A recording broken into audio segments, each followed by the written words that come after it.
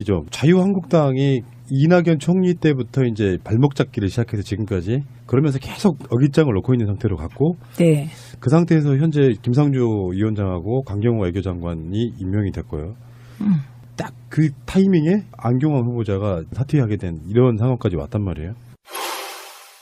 여당도 아니면서 국회 운영위원장을 고집하는 것은 아예 국회 운영 전반을 정치 공세의 수단으로 전락시키려는 것이라는 의구심을 더욱 크게 가질 수밖에 없습니다. 정권 교체를 인정하지 않는 것인지 답변해 주시기 바랍니다. 국회 운영위원장을 왜 안 돌려주는 거예요? 그게 제가 보기엔 양심이 없어서 그런 것 같아요. 원래 국회 운영위원장은요, 여당이 하는 겁니다. 달라고 하고 있는 걸로 알고 있는데. 예, 하고 있는데 안 주는 거예요. 그냥 운영위를 안 하면 돼요. 뭐 안 하면 저희가 손해 볼 거 없어요. 예, 운영위가 지금 청와대 국가인권위원회 국회 예, 주로 이제 감사하는 데거든요. 근데 뭐 국회 운영위원장이 무자격자가 하는 거와 같거든요. 근데 정세균 국회의장한테는 좀 불편할 것 같긴 해요. 운영위가 안 만들어지면은. 그냥 운영위가 있긴 있죠, 지금. 네, 있는데 이것도 다 탄핵의 여파로 인해서 조기 대선 하다 보니 생긴 일이거든요. 그런데 이게 이제 이 상임위를 바꿔야 되잖아요. 근데 그 2년마다 바꿔요. 뭐 그러다 보니 생긴 일인데 이 야당 됐으면 당근 돌려줘야죠. 이 자리만큼은? 네, 그냥 상식적으로 돌려주는 겁니다. 그런데 안 돌려주고 있으니 명확히 말씀드리는데요. 운영위가 계속 파행되잖아요. 그러면 뭐 그냥 파행이죠 뭐. 드디어 이제 이들의 본색이 드러나고 있는 그런 느낌인데. 문재인 정부 하는 거 보면 기가 막힙니다. 국민 생명과 재산을 지키라고 대통령 만들어놨더니 정말 나라를 망하도록 할 것 같습니다. 다음 대통령 선거는 대통령 선거까지 안 갈 것도 같아요 지금. 그렇죠 여러분? 네. 오래 못 갈 것 같아요. 반드시 찾아오도록 하겠습니다 여러분. 열심히 하겠습니다. 이철우는 우리도 굉장히 익히 잘 알고 있는 국정원 출신이고 정보위원장도 했고 네. 지금 사드 관련되어 있는 저기 김천의 지역구 의원이기도 하고 등등해서 막말도 되게 많이 하신 분인데 최근에 최고위원 선거 지금 다음 달에 있을 자유한국당 전당대회에 최고위원 쪽 출마를 하신 분이에요. 거기서 한 말이 지금 문재인 정부가 하는 것을 보면 정말 기가 막힌다. 국민 생명과 재산을 지키라고 대통령 만들어 놨더니 정말 나라를 망하도록 하는 것 같다. 반드시 우리 당을 잘 기억해서 다음 지방선거에서 성공하고 총선 승리하고 다음 대통령 선거는 점점점 대통령 선거까지 지금 안 갈 것 같다. 여러분 문재인 정부가 오래 못 갈 것 같다. 반드시 찾아오도록 하겠다. 뭐 이런 식으로 간단히 말해서 문재인 대통령이 너무 잘못하고 있어가지고 결국은 임기 못 채우고 탄핵당할 것이다. 이런 뉘앙스를 얘기한 겁니다. 그래서 제가요 이걸 살짝 바꿔서 읽어볼게요. 지금 자한당이 하는 것을 보면 정말 기가 막힌다. 예, 유권자의 표를 받아서 일 잘하라고 뽑아놨더니 대통령만 흔든다. 정말 자한당 때문에 나라가 망할 것 같다. 이렇게 얘기할 수 있을 것 같아요. 똑바로 하십시오. 망했으면 좋겠더라 하세요. 그래서 저는 이 이철우라는 분이 그 문재인 대통령이 임기 끝까지 못 갈 것 같다. 그래서 저는 뭐 트윗을 날렸어요. 뭐라고 날렸냐. 자유한국당이 자한당이 내년 총선 때까지 못 갈 것 같다. 이랬더니 트윗에 답글이 그냥 혼났어요. 지방선거 때까지도 못 갈 텐데 그랬다고. 박근혜 정권 때 우리가 이슈를 아주 치열하게 다뤄봤기 때문에 그런 사안들이 굉장히 많았는데 이런 정도 되면은 벌떼같이 달려들어가지고 야당 의원 한 명, 저는 지금도 귀태 발언이 굉장히 머릿속에 썩 남아있는데 네. 귀태 발언 같은 경우는 그 정권이 잘못하고 있어서 사람들이 욕하고 있을 때 민의를 대변한 발언이었다고 보면 지금 현재는 문재인 대통령의 지출이 높잖아요. 민의 발언이요? 네. 민의? 저? 민의. 예. 모든 게 다 최민희로 수렴되고 있어요. 그러니까 그런 식으로 국민들이 잘하고 있다고 박수치고 있음에도 불구하고 그들 눈에는 잘하고 있는 게 안 보이는 거고 후보자 한두 명 강행한 정도가 그들의 입맛에 안 맞을지는 몰라도 네. 이걸 국민 이름 빌어다가 지금 문재인 대통령도 탄핵당할 수 있다라고 협박하는 거잖아요 지금. 그러니까요. 지금 이분들이 박근혜 대통령 탄핵 트라우마에서 아직 이게 헤어나질 못해서 탄핵이라는 단어만 나오면 그냥 이렇게 반응을 보이는 건데 이것도 이제 뭐 이철우 의원이 대통령 탄핵 암시한 거를 경각심 차원에서 한 말이다. 누가 이걸 경각심이라고 봅니까? 막말이죠. 이런 의원은 국회의원 그만둬야 되고요. 국회의원 탄핵 제도를 빨리 만들어야 돼요. 지금 국회의원들께서 너무 하시는 거예요. 그죠? 이번 지역구로는 소환이 좀 힘들 것 같긴 하지. 그래서 지금은 이제 민주당, 우리 당도 가만히 있지 않아요. 네. 그 막말 정당이다. 한국당은 막말 잘하기 누가 잘하나 경쟁 중이다. 지금 그런데 진짜 우리 당의 논평은 우아한 것 같아요. 현실 정치권에 계시는 분이니까 그런 말씀 드리고 싶은데 네. 물론 저도 방송으로는 그렇게 얘기해요. 민주주의라는 게 서로 간에 수준의 차가 있는 것이고 시간이 네. 지나야 되고 똑같이 할 수는 없는 것이다. 이렇게 네, 얘기는 하지만 네. 속마음으로야 더 세게 좀 질러서 이런 사람들이 범국민적으로 매장되게끔 만드는 방법이 없냐 할 정도로 답답한 거예요. 아니 세상에 지금 할 말이 있고 안 할 말이 있지. 인수위도 안 거친 옛날 같으면 인수위 기간에 대통령 탄핵시킨다고 하는 거랑 뭐가 다르겠습니까? 이 정도 되면은 이런 사람들이 예전에 노무현 대통령 때나 또는 우리가 야당일 때로 생각해보면 조중동들이 가만히 있습니까? 하루 종일 그 이야기만 하고 있을 거 아니에요. 그러니까 지금 종편들이 왜 하루 종일 이거 보도 안 하는지, 왜 이철우 하루 종일 욕 안 하는지 정말 너무 편파적이고요. 네. 예, 종편이. 그리고 당장 국회도 이렇게 있으면 안 되죠. 윤리 제소하고 의원직 제명 절차 밟고 이렇게 해야죠. 국민 85%가 지지하는 대통령에 대해서 이게 사실은 이분이요. 뭐 자한당 당대표도 아니세요. 자한당 최고위원 나가신 거 아닌가? 당대표 선거도 아니고 최고위원 네. 너무하세요. 물론 당대표가 그럼 더 큰일이지만 그래서 이거는 그냥 있으면 안 되고 어떻게 하죠? 1인 시위라도 하러 나가야 될까? 그러니까 요게 이제 그쪽 입장에서만 조금만 더 생각을 해보자고 하면 굳이 이해하려고 왜 그러세요? 그래야 분석이 되니까. 네. 그러니까 이쪽에서 센 발언을 하면 할수록 자기들 당원들의 표가 많이 온다고 생각하는 거잖아요. 근데 이거는요. 그래서 그 14% 있잖아요. 탄핵에 마지막까지 반대한 14% 결집용이잖아요. 네. 왜냐하면 지금 자유한국당의 지지율이 딱 14% 됐더라고요. 그러네.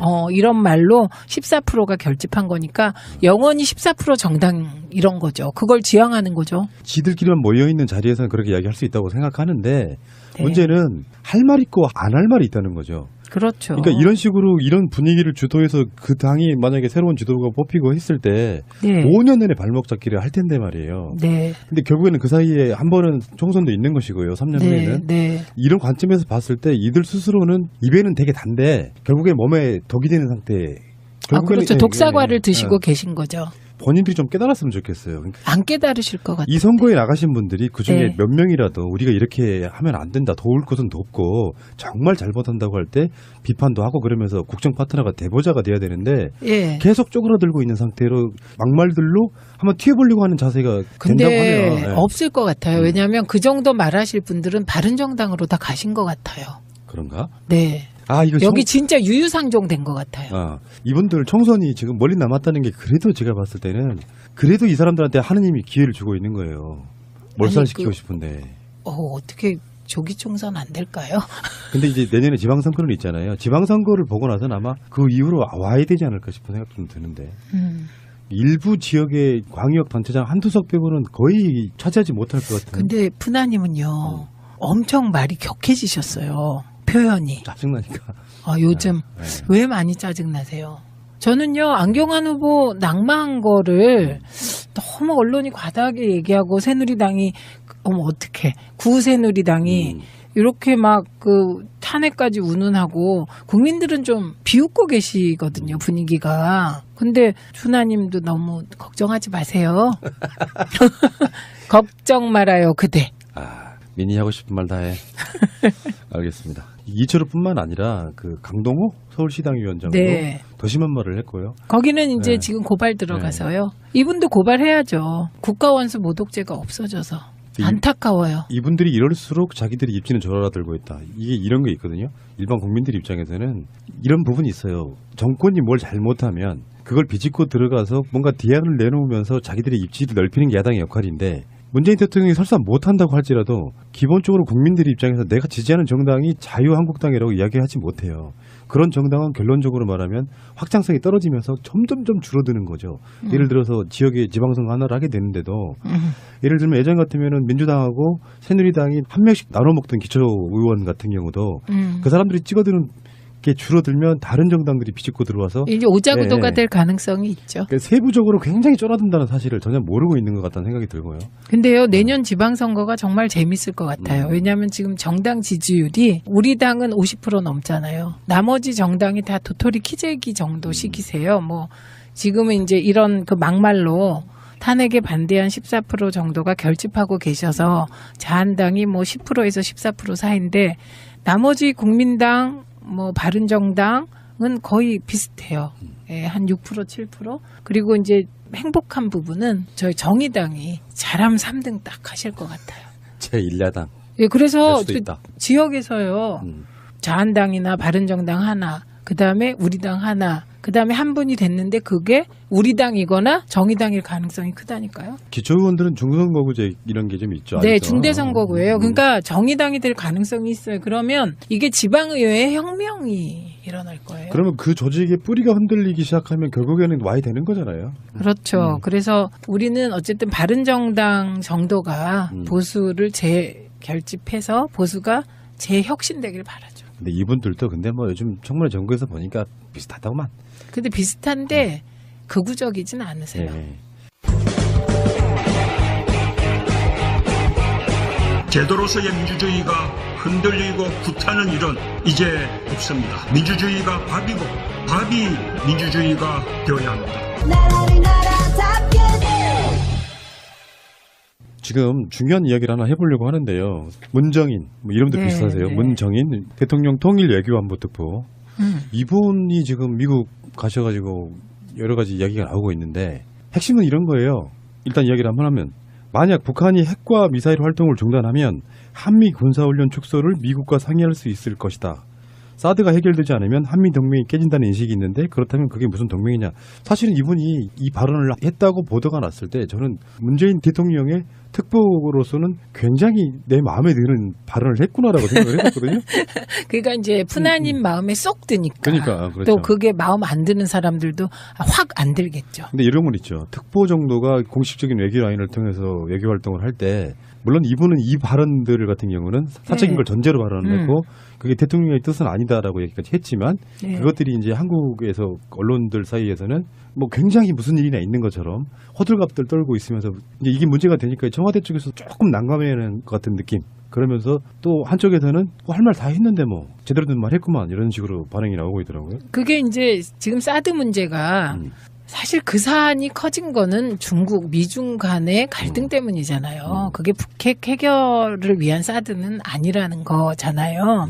그런데 이제 사드 문제는 사실 10 정도의 파괴력을 가진 사안이라면 우리 언론이나 우리의 정치 상황으로 한 90 정도로 이게 좀 사실 사드도 과장된 것이잖아요. 그 사안 자체보다는. 예, 그런 상황인데 지금 대통령께서 한미 정상회담을 앞두고는 이런저런 논란이 없는 게 낫죠. 예, 그리고 같은 표현을 해도 달리할 수도 있겠죠. 그런데 이건 이제 문정인 특보 개인 스타일이 좀 이렇게 직설적으로 말씀하시는 스타일이고 또 이게 특보는요 월급도 없어요. 활동비도 없어요. 명예직.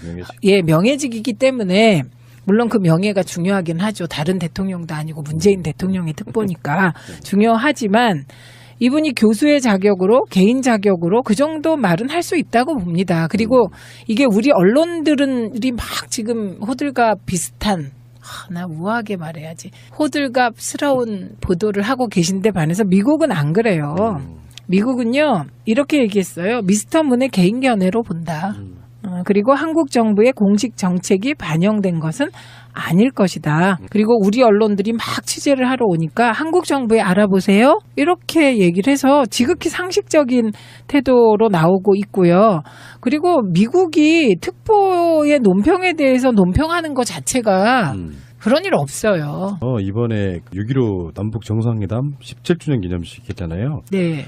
북한이 핵과 미사일의 추가 도발을 중단한다면 네. 북한과 조건 없이 대화에 나설 수 있다 이렇게 말했고요. 네. 그 기조에서 벗어난 게 사실 아니잖아요. 근데 이제 이게 저는 이런 생각이 좀 들었던 게 뭐냐면 사드 배치에 관련해서 보고 누락 사건도 있었고요. 그 이전에 정권들에서 보면은 흔히 말해서 친미파의 우리나라 관료들과 우리나라 정치인들과 우리나라 언론인들이 똘똘 뭉쳐가지고 미국이 일종 성역화되는 이런 측면이 있지 않습니까? 그렇죠. 그러니까 그 기조로 지금까지 외교를 완전히 망가뜨린 게 박근혜 정권의 외교 스타일이었지 않습니까? 네. 미국이 하자 그러면 무조건 어떤 비판도 없이 받아들이는 그런 관행으로 갔단 말이에요. 근데 조금 약간 우리나라가 자주 독립국으로서의 그 느낌을 조금만 주려고 하는 발언을 하면 오히려 우리나라에 있는 사람들이 더 벌떼처럼 일어나가지고 죽이려고 드는 게 문제 아니겠어요? 그게 이제 주로 언론이죠. 언론이 그렇고 보수 언론이 그 친미적 성향이 강하다. 이건 뭐 주지의 사실이니까요. 그런데 이제는 미국도 그런 관계를 원하지 않아요. 맞습니다. 예, 그래서 미국 저희가 이제 제가 옛날에 민원연에서 논평 낼 때 논평 제목이 미국보다 더 친미적인 보수 언론 이런 게 있었어요. 그래서 이런 그 보수 언론의 그 한미 동맹에 대한 수구적 태도가 결코 미국에서도 이게 좋아하는 태도는 아니다. 이제 동반자적 관계로 가려면 우리 언론부터 바꿔야 되는 거죠. 그래서 이게 이제 국민과 기득권 세력이 완전히 세상 바라보는 시각이 다른 거예요. 옛날에는 기득권 세력들 말하자면 뭐 재벌 그리고 보수 언론 그리고 군부 구새누리식 정치인들 뭐 그다음에 관료 이렇게 묶어서 뭐 이렇게 뭔가를 약속하고 그리고 언론이 쫙 몰고 가면 몰고 가졌잖아요. 근데 지금 그런 세상이 아닌 거죠. 세상이 완전히 바뀌고 있고요. 네. 4차 산업혁명 시대에는 이제 기득권이라는 말 자체가 형해화될 거예요. 제가 드리고 싶은 말씀은요. 친미를 하지 말자는 게 아니라 친미만 하지 말자는 이제 그거 미국하고 아닙니까? 친하게 지내야죠. 근데 중국하고도 또 친해야 또 먹고 살고. 그게 외교고요. 네, 그렇죠. 미국만 친하면 외교가 안 되고 그건 정속이잖아요. 그렇죠. 그리고 네. 우리가 늘 얘기를 하는 게 그거잖아요. 한미일 삼각동맹은 이건 말이 안 되는 거다. 지금 일본이 요구하는 거는 미일한 수직 계열화해서 우리나라를 제일 밑에다 놓겠다는 거다. 그래서 한미일 삼각동맹은 허구다. 이 얘기 계속 해왔잖아요. 그래서 이게 한미일 대 북중러 이거는 없는 구도를 관념에서만 만드는 거고요. 요 구도 속에서 나오는 게 냉전식 사고 가 연장된 거죠. 그래서 한미동맹을 주축으로 해서 북한하고 대결한다. 이거에서 한치도 못 나간 거잖아요. 이건 70년대입니다. 지금 2017년임을 우리나라 일부 언론에게 상기시켜 드립니다. 근데 제가 생각했을 때는 그 친미들, 정미주의자들을 언론, 정치, 뭐 우리나라의 공무원들까지 포함해가지고 이분들이 진짜로 친미하고 싶어서 하는 게 아니라 일단 기본적으로 문재인 정부가 싫은 거예요. 싫다 보니까 뭔가 꼬투리 잡을 게 없다 하다 보니까 자기들의 포지션이 정미로 가버리는 게 아닌가 싶은 생각이 들어요. 지들도 미국에 막 매달려서 그렇게 국익이 도움이 안 된다는 거를 알면서도 이런 식으로 공격하는 게 아닐까. 일단 저는 그런 생각을 해보고요. 그런 이제 약간 각성된 네. 기득권도 있을 것 같네요. 근데 이번에 보도 중에 저도 깜짝 놀랐던 게 트럼프가 사드 한국 배치 둘러싼 논란에 격노했다고 하면서 자세히 보면 이런 게 있어요. 연합뉴스의 신지용 특파원이라는 사람이 쓴 기사인데 도널드 트럼프 미국 대통령이 사드의 한국 배치 문제를 둘러싼 논란에 격노한 것으로 파악됐다고 한국 정부 고위 관계자가 밝혔다. 이 관계자는 일단 익명으로 한국 정부 고위 관계자면 보통 이 정도 되면은 거의 차관급 아닙니까? 네, 네.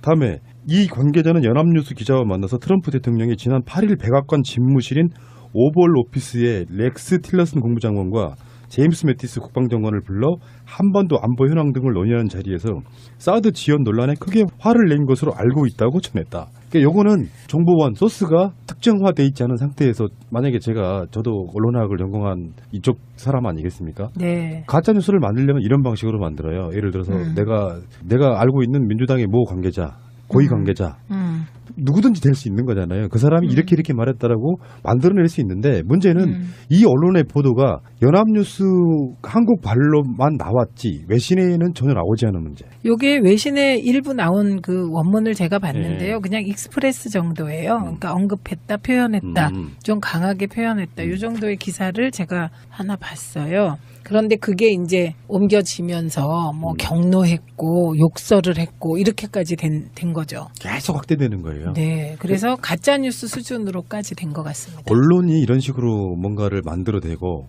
네. 경로라니 이 의도는 다른 거 있는 게 아니잖아요. 실제로 트럼프 앞에서 들은 이야기가 아니라면 네. 한국의 가장 중요한 통신사인 연합뉴스, 우리나라에서 지금 정부 국고 보조금도 받고 있는 연합뉴스가 네, 네. 이런 식으로 보도를 해서 따라 베껴쓰기, 이걸 베껴쓰기한 언론사들이 수백 개가 지금 똑같은 정보가 돌아다니고 있다는 거예요. 근데 이게 이제 트럼프의 캐릭터와 맞는 가짜 뉴스를 만든 거죠. 어허. 그러니까 이제 신뢰도가 좀 높아진 거긴 해요.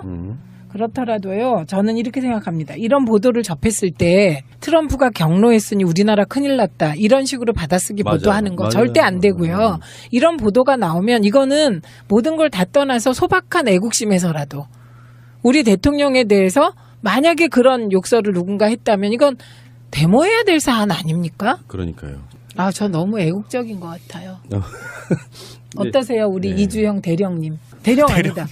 막 좋아한다. 대위를 대령이라고 하니까 역시 다 좋아한다. 아, 실장님 네. 군인이셨잖아요. 네네네. 학사장교셨어요? 아니면 뭐 삼사장교였어요. 삼사장교였어요? 네. 실제로 군인들은 생각했을 때 네.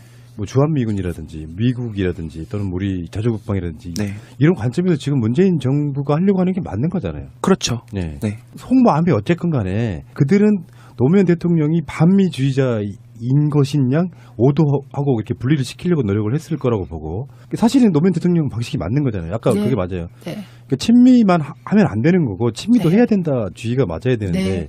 실제로 군인 장교 입장에서 보면 네. 우리나라 군인들이라 이렇게 갖고 있는 어떤 기본적인 잘못된 부분들이 굉장히 많지 않아요. 위에 정말 윗대가리들, 네네. 별들. 네. 네네네. 그렇게 생각하고 있습니다. 위에 그러니까 아, 별들이 문제가 그러니까, 많나요? 뭐 실제로 문제가 많은지는 잘 뭐 음. 밝혀진 거 외에는 잘 모르겠지만 저희 같은 이제 위관급 아래에 있는 간부들은 자주국방하면서 솔직히 자긍심이 생기고 뭐 이런 부분이 측면이 있는데 너무 미군에 이제 의존하다 보면 솔직히 좀 아쉬운 감이 있죠. 물론 필요하지만 네. 미군이 필요하지만 이제 우리도 자주해서 자주국방에서 평시작전권을 가져온다거나 정시작전권을 가져온다거나 이런 부분에 있어서 군의 사기가 확실히 올라가는 측면이 확실히 있는 거죠. 저도 장교 한번 해보는 게 꿈이었는데 제 소원 이루신 분이 저기 계시네. 중대장까지 하시고 내려오신 거예요? 그 중대장이 핵심이죠. 작전에 이렇게 몇 명 데리고 막 작전하고 막 그 영화에서 그렇죠. 보병 작전을 했을 때 중대장이 이제 맞아요. 네. 그래갖고 막 가서 제일 많이 죽는 것도 중대장이죠. 실제로요. 중대장이면은 저희 부대는 중대장이 이거 웃으면 안 되는데. 그러니까 제가 나온 문재인 대통령 나온 부대는 중대장이 팀장이에요. 그러니까 핵심인 네. 거야, 그죠? 작전에. 팀장인데 몇 명 안 되고 일반 보병은 사실 한 200명, 160명, 200명 거느리는 그럼 어마어마하신 분. 대위는 높은 거네. 그렇죠. 네, 뭐 제가 너무 보병이었으면 휘하에 최소한 한 160명 정도는 거느리고. 100명 초반대 정도. 네. 네. 그럼 막 훈련도 시키고 그랬어요? 그렇습니다. 네. 막 그게요. 때리고? 그 때리진 않았어요. 혹시나 독립부대 가면은 중대장이면요 거의 하늘 같은 분이에요. 그러니까 예를 들어서 무슨 뭐 여단, 뭐 연대, 직할에 있는 중대장이면 굉장히 많은 건데 독립된 부대들이 가끔씩 있거든요. 거기 가면은 거의 중대장이면 신이죠, 신. 정말 높으신 분이죠. 그분이 세상에. 옆에 계십니다. 어머. 20대들에게 그렇습니다. 그 20대에 그렇다는 게 얼마나 중요해요. 실제로 이제 대대장 정도 되면 그래도 조금 먼 관계고 중대장은 자기 부대 내에서 가장 높은 사람이라 지나가면 있잖아요. 신병들은 거의 목소리가 복도가 떠나갈 정도로 지르죠. 충성! 이렇게. 네, 심각하죠. 충성! 되게 즐기셨을 것 같아요. 장교로 군대 가신 분들은 그런 생각 하셨을 거예요. 그 실상을 알고 있다 그러면 실제로 우리나라 군대가 지금 할 수 있는 거 하나도 없어요. 평시 작전권 그는 있고 있죠. 네, 전시 작전권이 전시 없습니다. 작전권이 네, 없는 네. 거죠. 그러니까 진짜 군인들 가끔씩 계시잖아요. 이번에 영입했던 분도 계시는데 그런 분들 몇 분 빼고는 다 미국의 눈치 봐가지고 좋은 자리 가고 뭐 로비스트 하고 이런 식으로 그냥 방산비리 해먹고 그냥 계속 그런 식으로 떠나는 거예요. 아니 그러니까 그게요. 지금 여기 얘기한 위관급, 영관급, 영관 중에 소령까지는 좀 애국심으로 무장돼 있을 것 같은데요. 진짜 말뚝 박혔다 싶으신 분들은 이제 진급을 위해서 하는 거예요. 그렇지. 진급을 자기 윗대가리 다 해주는데 결국 별다는 게 인생의 목표가 되는 거고. 근데 진짜 옛날에 제 친구는 자기 외삼촌인가 누가 그 육사 나와갖고 소령인데요. 맨날 집에 돼지고기 갖고 왔다? 유치해. 그래서 저 너무 신기했어요. 왜 군대에서 돼지고기를 가져오지? 그건 추사장이 갖고 왔을 가능성이 높아요. 예전에 지금은 네. 그런 일은 없습니다. 자신할 수 예전이죠. 물론 있어요? 저 대학교 때예요. 네, 요즘은 체계가 굉장히 좀 잘 잡혀 있어가지고 그럼 금방 그 들통이 고기 납니다. 두근 그럼 두근 없어졌다 이렇게 족치고 일어나요. 맞아요. 그럴 수밖에 없는 게 병사들이 먹어야 될 거를 빼오는 거죠. 가져오는 거죠. 그럼 그것도 군수 비리예요. 네, 맞습니다. 그렇죠. 이게 그 작은 비리죠. 네. 고기 이제 한 점밖에 안 오는 거지 그것 때문에. 한 5점 들어가야 되는 고기. 네. 어머, 그래 그 고기나 좀 자, 먹었는데. 얘기가 일단 좀 샜는데요. 네. 이 언론의 이런 문제, 실제로 이 사람들도 정리하고 싶은 생각은 없어 보이는데 미국이란 훨씬 더 막강한 파워를 가진 권력에게 이간질이 되는 것 같은 그런 느낌이에요. 그거는 네. 저희가 민원연에서요, 그 노무현 정부 시절에 주로 한 게 그런 이간 보도를 찾아내는 건데 뭐냐면 뉴욕타임즈 보도를 왜곡해서 외신이라고 우리 언론들이 보도하고 그랬다니까요. 그것만 찾기도 했어요. 문정인 특보, 사실 또 이런 분들이 한쪽으로만 계속 쏠려가고 청와대라는 곳은 막 지를 수 없는 곳이라 내부적으로는 문정인 특보가 할 말 사실 한 것 같은데 뭐가 잘못이냐 하지만 한쪽으로는 만나기 직전에 감정 상해 있으면 언론들에 의해서 감정이 상해가지고 결국은 직접 대화도 안 하고 감정 상한 상태로 만날 수는 없는 거잖아요. 네, 근데 언론들이 그 이간질을 막 해이되고 있는 거잖아요 지금. 네, 근데 트럼프 대통령도 문재인 대통령을 만나면 네, 이런 지도자가 있구나 감격할 수도 있어요. 에이, 너무 기대하지 마시고요. 그분 탄핵될 것 같은데 시간이 좀 걸리겠지만. 그분은 사실 탄핵감이죠. 러시아 정보기관이 미국 대선에 관여했다는 거는 우리나라 같으면 어떻겠어요? 그래놓고 그거 수사한 FBI 국장 잘라버려. 네. 그러면 탄핵이에요. 예, 그거 탄핵 이건- 못하면 바보 같은 짓이지. 저는 되자마자 우리가 탄핵될 것 같다고 민정당에서 얘기했었잖아요. 그러니까 탄핵돼야 되는 분위기긴 하지만 그래도 현실적으로 존재하는 권력이기 때문에 그리고 또 문재인 대통령 지지율이 뭐 이제 요즘에 조금 더 떨어져가지고 70 한 5% 뭐 나오고 그러던데 떨어져서 75. 또 미국 갔다 오시면 또 한 5% 오를 거 뭐. 잘하고 오실 것 예, 같고요. 예. 트럼프 옆에 섰을 때 제가요 대선 때 연설할 때 미국, 중국, 러시아 지도자들 옆에 섰을 때 누가 가장 국익을 잘 대변하냐. 트럼프 옆에 문재인, 뭐 시진핑 옆에 문재인, 아베 옆에 문재인, 김정은 옆에 문재인 뭐 이렇게 얘기했거든요. 이제 그걸 보게 되네요. 나라에 있을 때는 그런가 보다 해요. 근데 나가면 네, 박근혜 씨 저는 이제 뭐 개인적으로 약간 모자란 사람. 박근혜 씨래. 박근혜 씨라고 항상 했어요 저는. 맨날 그랬어요. 저는 대통령이라고 말 한 번도 안 했어요. 저 대통령이라고 하다 혼났어요. 박근혜 씨가 좀 약간 그 느낌 자체가 조금 부족한 느낌 있잖아요. 조금 못 미치는 느낌. 아니요. 시진핑하고 옆에 서거나 푸틴하고 옆에 서거나 그 당시에 오바마 옆에 서거나 오바마하고는 뭐 회견할 때 보면 뭐 딴 생각하고 있다가 뭐 콧소리 뻑뻑해대고 아베하고 서거나 할 때 자랑스럽지가 않았어요. 그 막 신나게 뭔가를 우리나라를 위한 걸 따올 것 같지가 않고 뭔가 당하고는 느낌이 들어서 좀 불편했는데 처음으로 이제 외교 무대에 나가서 트럼프하고 어떤 모양으로 뭘 가져올지 실제로 외교라는 건 사실 별거 없다고 생각하거든요. 서로 간에 서로를 존중해주면서 그렇게 만들어진 화기애애한 분위기가 낳는 파생효과 그게 저는 외교라고 보는 거라서 그러니까 이제 악수할 때 악력도 아마 트럼프보다 문재인 대통령이 세실 것 같고요. 그 얼굴 패권이라는 거는 그냥 패권이 아니라 인품과 이런 게 다 적절히 결합 이렇게 잘 믹스된 거라 그래서 같이 이렇게 서 있는 것만 상상해도 아주 즐겁지 않아요? 상업적인 장사꾼과 인권 변호사의 전력이 그쵸. 주는 네. 아마 효과도 분명히 있을 거라고 생각이 들고요. 네. 미국에서 만난 두 사람의 모습이 저는 세계적으로 굉장히 화제가 될 거라고 봅니다. 기대가 되고요. 지금 이런 논란은 아무것도 아니야. 네. 이게 사실 강경원 후보자라도 이런 논란은 아무것도 아니고 그럼요. 실제로 지금 자유한국당 사람들이 봤을 때도 미국의 그런 외교 무대에서 활약하는 문재인 대통령 보면 탄핵을 거론하고 있는 이런 무식한 놈들 진짜 아유. 자 알겠고요. 누울 자리를 보고 다리를 뻗으세요. 네 알겠습니다. 자한당님들. 좀 안 맞았나? 네. 네. 수고하셨고요. 오늘 네. 까만권 3장 획득하고 가시는 거로. 3장밖에 안 돼요. 아까 중간에 한 장 또 줘서 4장 아니에요? 그런가요? 4장 그럼 드리고요. 그리고 지금 마지막에 그냥 한 장 더 써서 5장? 네. 5장. 그리고 이주영 실장님은 다음 주부터 좀 비중을 더 늘려주실 수 있도록 한번 뭔가 짜볼게요. 오늘 급작스럽게 들어오셔가지고. 군대 사병 얘기 좀. 자, 알겠습니다. 더운 날씨에 지금 오셨다가 바로 이제 김상조 위원장 네. 또 만나 뵈시러 가야 되고. 네. 자, 열일하시는 최민희 위원님 조심히 돌아가시고요. 우리 이번에 먹을 것 같아요. 반드시 찾아오도록 하겠습니다, 여러분. 열심히 하겠습니다.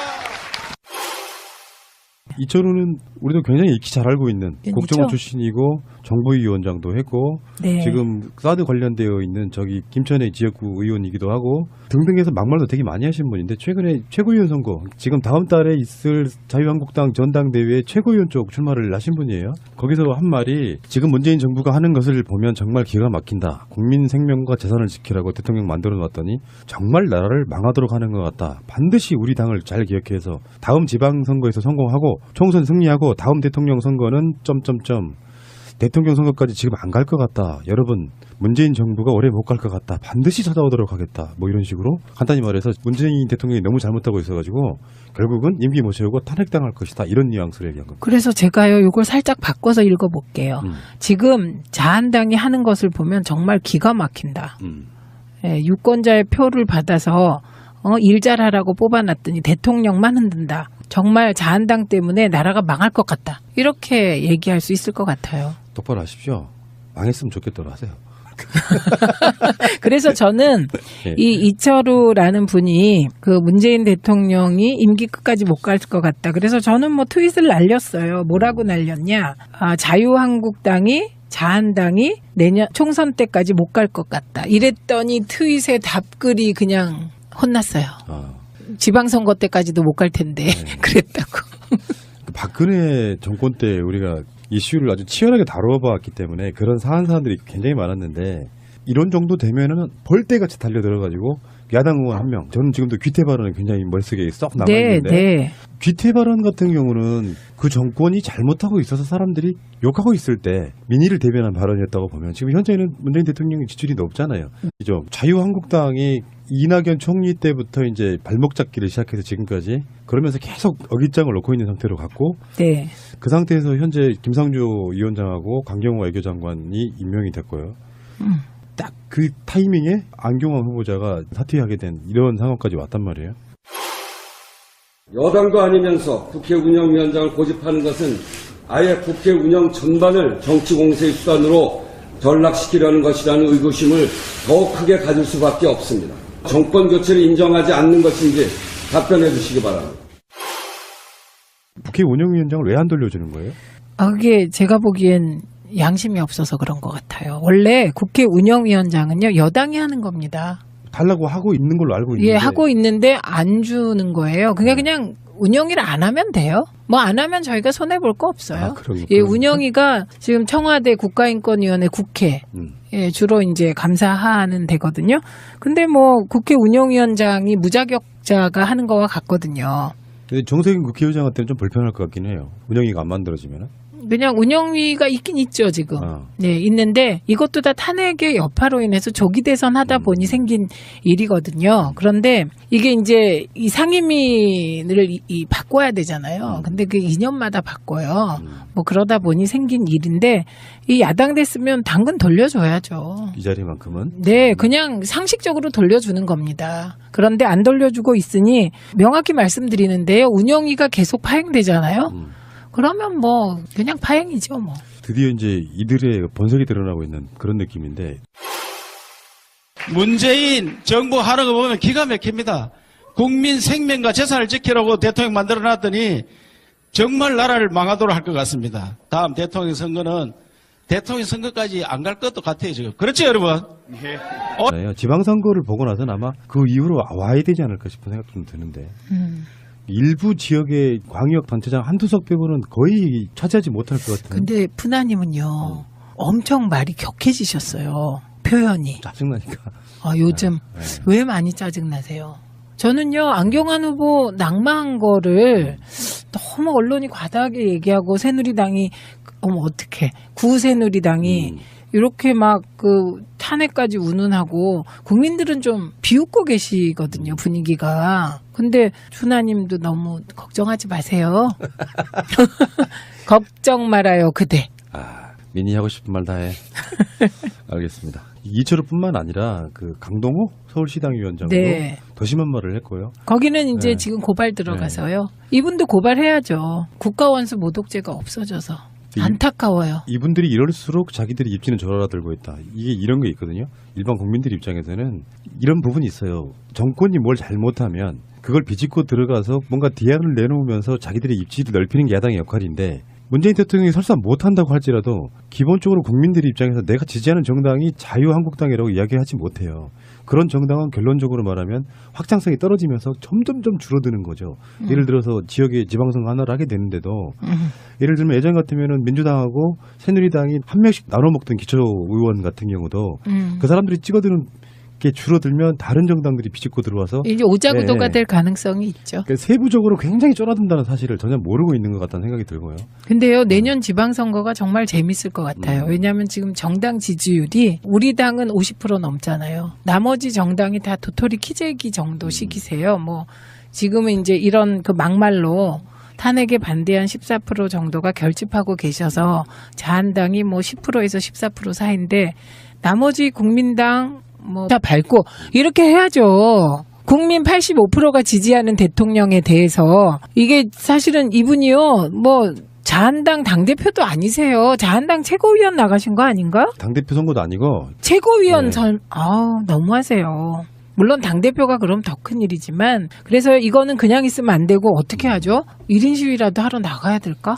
그러니까 이게 이제 그쪽 입장에서만 조금만 더 생각을 해보자고 하면 굳이 이해하려고 왜 그러세요? 그래야 분석이 되니까. 아, 네. 그러니까 이쪽에서 센 발언을 하면 할수록 자기들 당원들의 표가 많이 온다고 생각하는 거잖아요. 근데 이거는요. 그래서 그 14% 있잖아요. 탄핵에 마지막까지 반대한. 아, 14% 결집용이잖아요. 네. 왜냐하면 지금 자유한국당의 지지율이 딱 14% 됐더라고요. 그러네.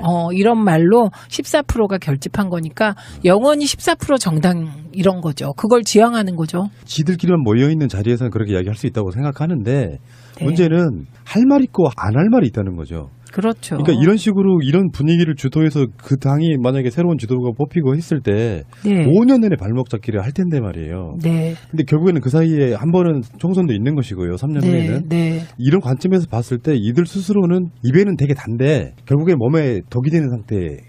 그렇죠. 독사과를 드시고 예. 계신 거죠. 본인들이 좀 깨달았으면 좋겠어요. 그러니까 안 깨달으실 것 같아요. 이 선거에 나가신 분들이 그중에 네. 몇 명이라도 우리가 이렇게 하면 안 된다, 도울 것은 돕고 정말 잘못한다고 할 때 비판도 하고 그러면서 국정 파트너가 대보자가 돼야 되는데 예. 계속 쪼그라들고 있는 상태로 막말들로 한번 튀어보려고 하는 자세가 된다고 근데 하면 예. 없을 것 같아요. 왜냐하면 그 정도 말하실 분들은 바른정당으로 다 가신 것 같아요.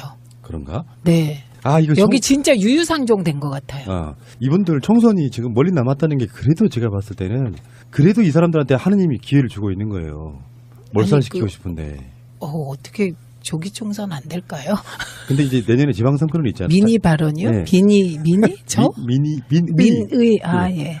모든 게 다 최민희로 수렴되고 있어요. 지금. 그러니까 그런 식으로 국민들이 잘하고 있다고 박수치고 있음에도 불구하고 그들 눈에는 잘하고 있는 게 안 보이는 거고 후보자 한두 명 강행한 정도가 그들의 입맛에 안 맞을지는 몰라도 네. 이걸 국민 이름 빌어다가 지금 문재인 대통령도 탄핵당할 수 있다라고 협박하는 거잖아요. 지금.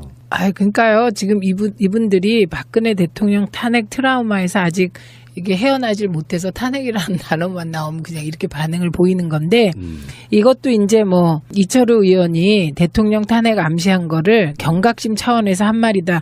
누가 이걸 경각심이라고 봅니까? 막말이죠. 이런 의원은 국회의원 그만둬야 되고요. 국회의원 탄핵 제도를 빨리 만들어야 돼요.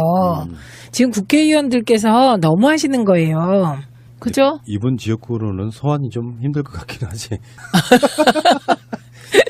그래서 지금은 이제 민주당, 우리 당도 가만히 있지 않아요. 네. 그 막말 정당이다. 한국당은 막말 잘하기 누가 잘하나 경쟁 중이다. 네. 지금, 그런데 진짜 우리 당의 논평은 우아한 것 같아요. 현실 정치권에 계시는 분이니까 그런 말씀 드리고 싶은데 네. 물론 저도 방송으로는 그렇게 얘기해요. 민주주의라는 게 서로 간에 수준의 차가 있는 것이고 시간이 네. 지나야 되고 똑같이 할 수는 없는 것이다. 이렇게 네, 얘기는 하지만 네. 속마음으로야 더 세게 좀 질러서 이런 사람들이 범국민적으로 매장되게끔 만드는 방법이 없냐 할 정도로 답답한 거예요. 아니 세상에 지금 할 말이 있고 안 할 말이 있지. 인수위도 안 거친 옛날 같으면 인수위 기간에 대통령 탄핵시킨다고 하는 거랑 뭐가 다르겠습니까? 이 정도 되면은 이런 사람들이 예전에 노무현 대통령 때나 또는 우리가 야당일 때로 생각해보면 조중동들이 가만히 있습니까? 하루 종일 그 이야기만 하고 있을 거 아니에요.